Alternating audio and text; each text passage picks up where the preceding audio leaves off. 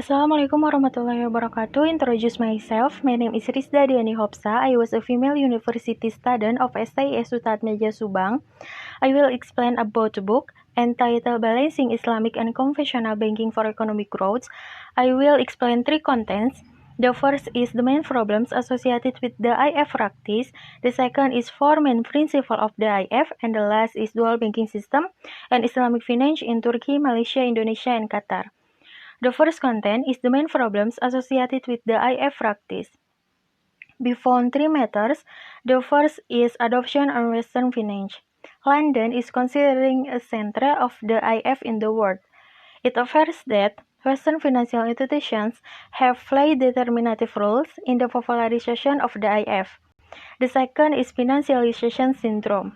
An important contrast between the CV and IF is that the IF has to base these financial products on assets, thereby making a positive contribution to the real economy.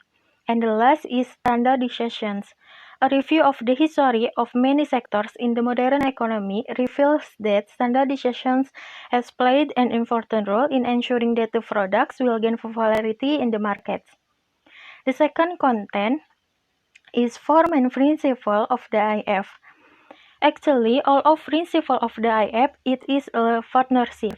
Before four matters, the first is mudorobah, where the financial institutions offer its capital and the customer its labor in the investment.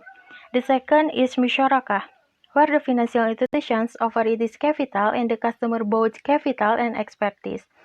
The third is murabahah, where the customer require to financial institutions about the products they need from the original supplier. And the last is ijarah. This is a leasing agreement concluded in accordance with the Islamic law. And the last content is dual banking system and Islamic finance in Turkey, Malaysia, Indonesia, and Qatar. The first in Turkey. Turkey is one of the countries employing both CV and IF system. The history of modern banking in Turkey can be tracked back to the Ottoman era. The first bank was founded by the bankers in Galata in 1847. The next in Malaysia.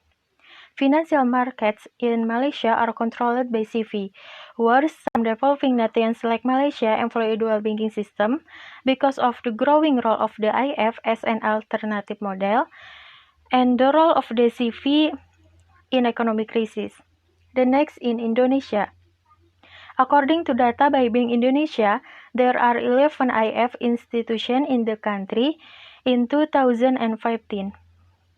Ranks of Indonesia slightly ahead of Brunei and behind of Malaysia and Britain in terms of popularization of the IF activities and services.